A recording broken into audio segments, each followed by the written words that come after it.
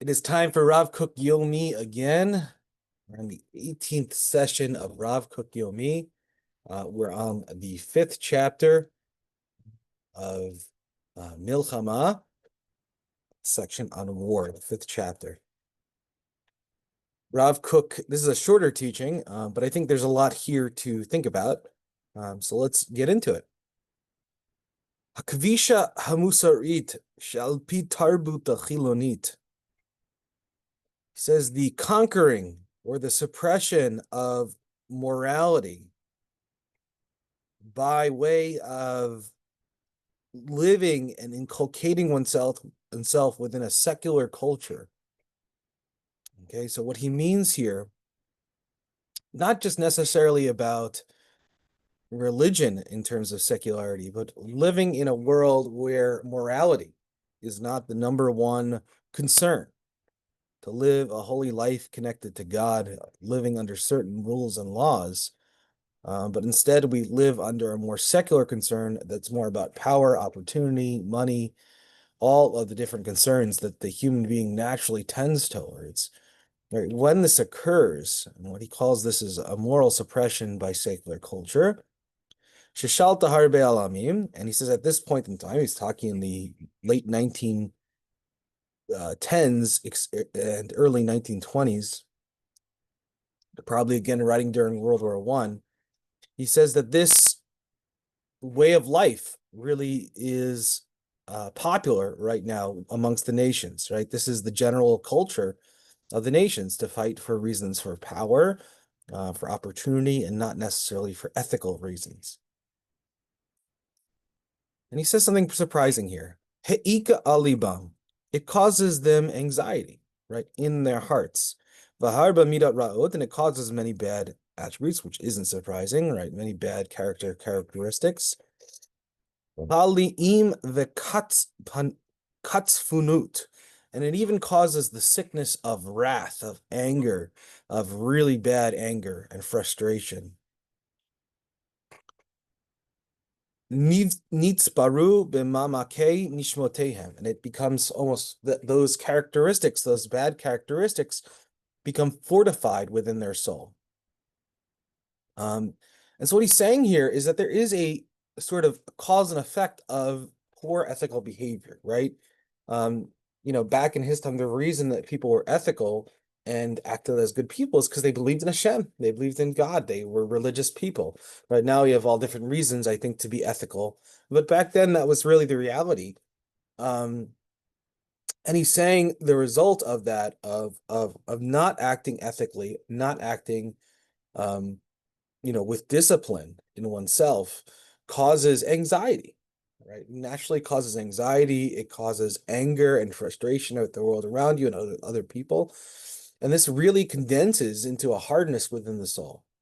And I think what he's saying here, I think, which is really beautiful, and I think really applies to even us today, is that there really is a natural effect to acting not morally, right? Acting immorally, right? We tend to think that acting morally, well, that gets us closer to Hashem. Maybe we feel good about ourselves, that look how good of a person we are. But it's really, we really consider it just something that you should do. It doesn't actually change the way you feel or change the way you see the world.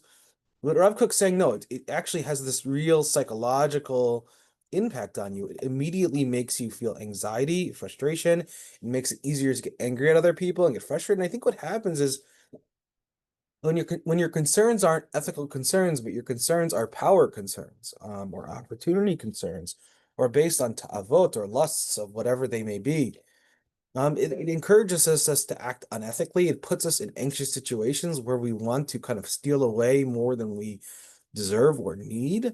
And that causes us to be in situations that are dangerous and cause anxiety. And so what are the number one ways to relieve anxiety and all these things? Is to act morally, is to make one's central will and central concern to be a good person, to be a disciplined person that is connected to Hashem, that does God's will, and that really does relieve a lot of anxiety in these bad characteristics, which I think really important for us. And it gives another reason why we should behave as ethical people, that our whole entire body system is connected. We tend to think of, our moral life as sort of separate from our psychological life, which is separate from everything else. But it's no. For Rav Kook, it's always one organic whole. The body, the mind, the soul, all of those things are always connected for Rav Kook.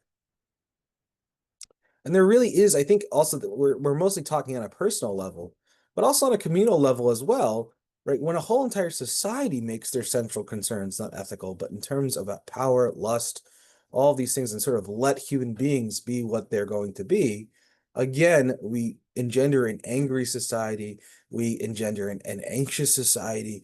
And again, I think that's what we're living in right now. We're living in an anxious, angry society.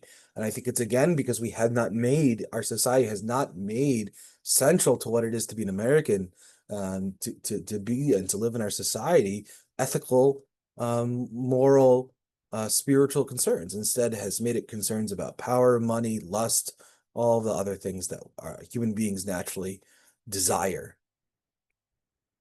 It continues. V'hem yotzim mechartz bo tehem al yidei milchamot rabot hadamim v'gdolot achzariot hanaot yoter l'tivam v'bilti muzukak adayin ke'eit.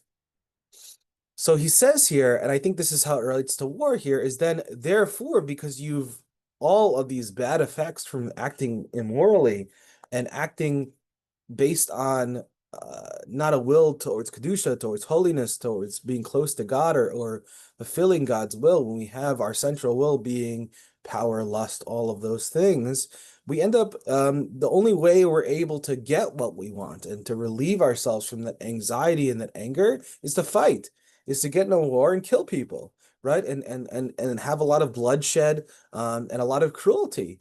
That's what it results in. And in doing so, we sort of do get our way, right? We're able, the people who are living in a secular society really do get their way in that regard. It doesn't work, but unfortunately, it just results in a lot of bloodshed and hatred, right? So even if you get what you want, you just get a lot of bloodshed and hatred, which is again what we see in the world: lots of bloodshed and lots of hatred.